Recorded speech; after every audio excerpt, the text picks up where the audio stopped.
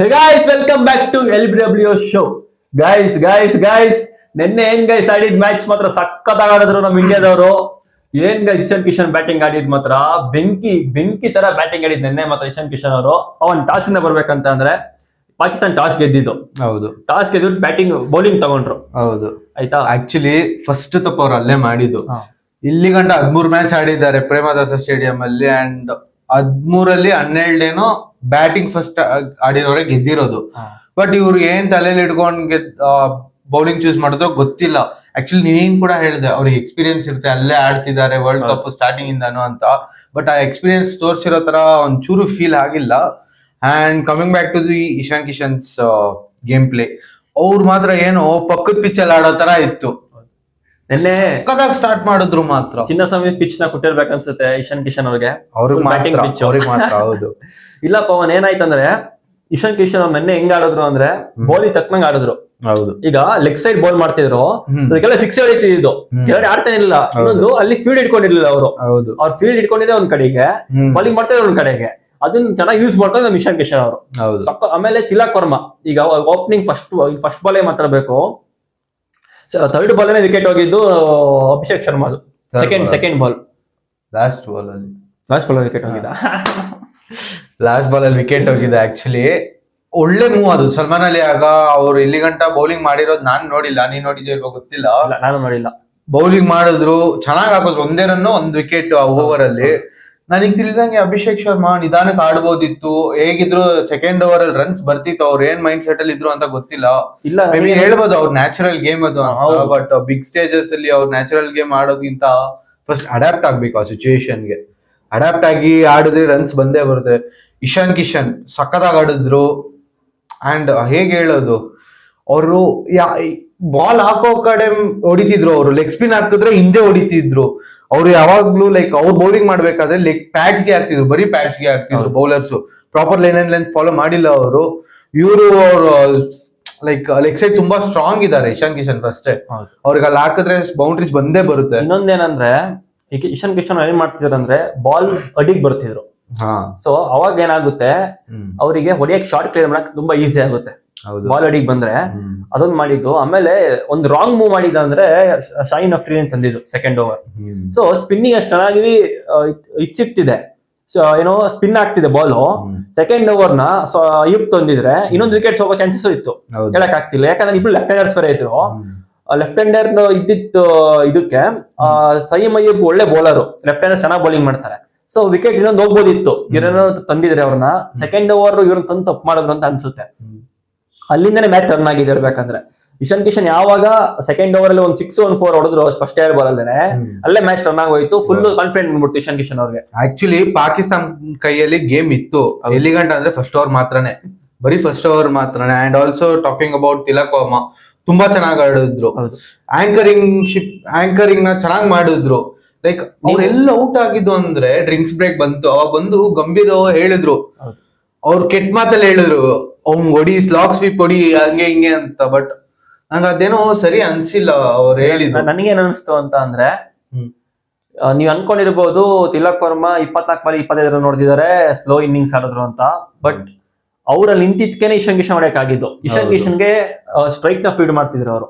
So ಅವ್ರು ಹೊಡಿತಿರ್ಲಿಲ್ಲ, strike ಕೊಡ್ತಿದ್ರು. So Ishan Kishan ಚೆನ್ನಾಗಿ ಫಾರ್ಮ್ ಅಲ್ಲಿ ಇದ್ದಿಂದ ಹೊಡಿತಿದ್ರು ಚೆನ್ನಾಗಿ. ಸೊ ಆ ರೋಲ್ ಮಾಡ್ಬೇಕು ಒಬ್ರು. ಇಷ್ಟು ವರ್ಷ ವಿರಾಟ್ ಕೊಹ್ಲಿ ಮಾಡ್ಕೊಂಡ್ ಬಂದಿದ್ದಾರೆ ರೋಲ್ ನ. ಸೊ ಅವ್ರನ್ನು ಅವಾಗ ಕ್ರಿಟಿಸೈಸ್ ಮಾಡ್ತಾ ಇದ್ರು, ಸ್ಟ್ರೈಕ್ ರೇಟ್ ಚೆನ್ನಾಗಿಲ್ಲ, ರನ್ ಹೊಡೆಯಲ್ಲ ಅಂತ.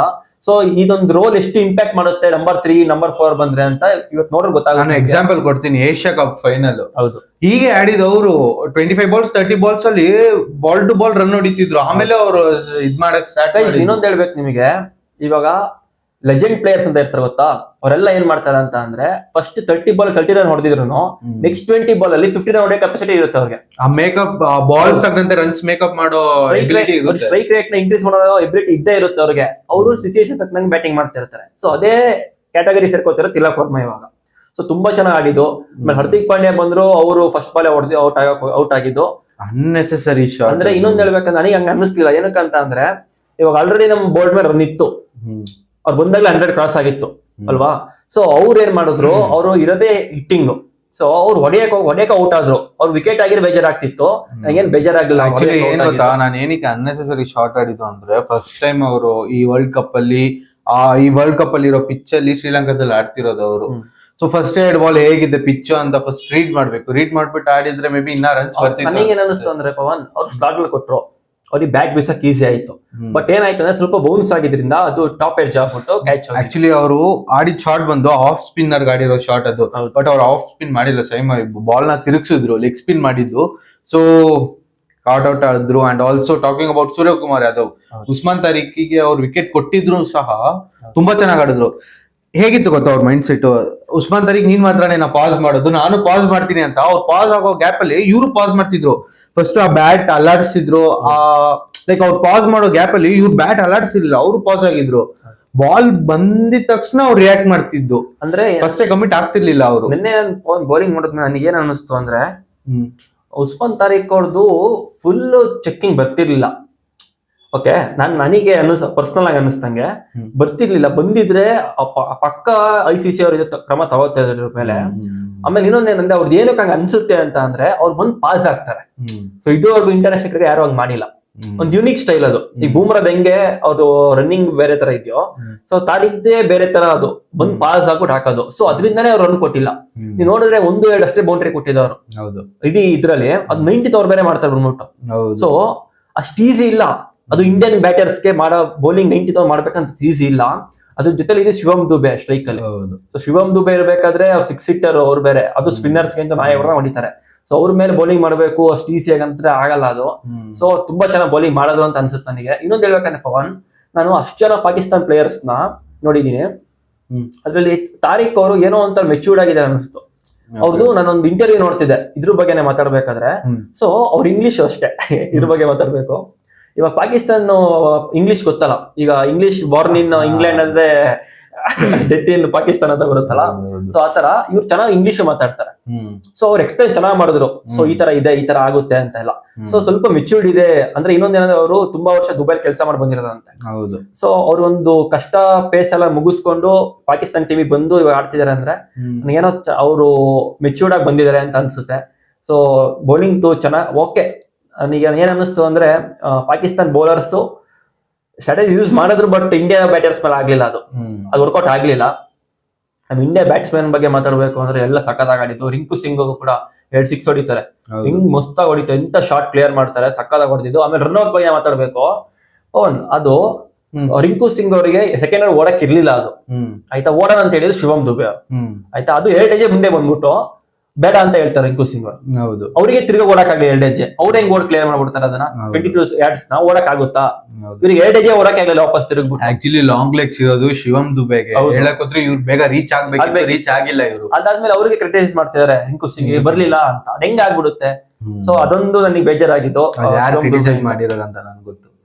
ಯಾರು? CSK fans.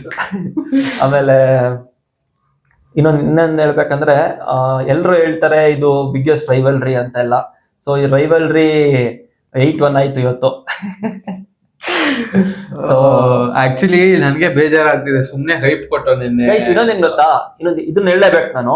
Actually biggest rivalry ಅಂತ ಏನು ಕೇಳ್ತಾರೆ ಅಂತ ಅಂದ್ರೆ, ಇದು 8-1 ಆಗಿರ್ಬೋದು, ಬಟ್ ಬಿಗ್ಗೆಸ್ಟ್ ರೈವಲ್ರಿ ಏನು ಕೇಳ್ತಾರೆ ಅಂತ ಅಂದ್ರೆ, ಪೊಲಿಟಿಕಲ್ ಮತ್ತೆ ನಮ್ದು ಏನಂತಾರೆ ಎಮೋಷನಲ್, ಪೊಲಿಟಿಕಲ್ ಮತ್ತೆ ಎಮೋಷನಲ್ ಇದರಿಂದ ಅದು ರೈವಲ್ರಿ ಅಂತ ಹೇಳೋದು. ಏನಕ್ಕಂತ ಅಂದ್ರೆ, ಈಗ ಗೊತ್ತು ಎಲ್ರಿಗೂ ಪಾಕಿಸ್ತಾನ ಸೋಲುತ್ತೆ ಅಂತ, ಬಟ್ ಆದ್ರೂ ನೆನ್ನೆ ವ್ಯೂವರ್ಶಿಪ್ ತುಂಬಾ ಜಾಸ್ತಿ ಇತ್ತು.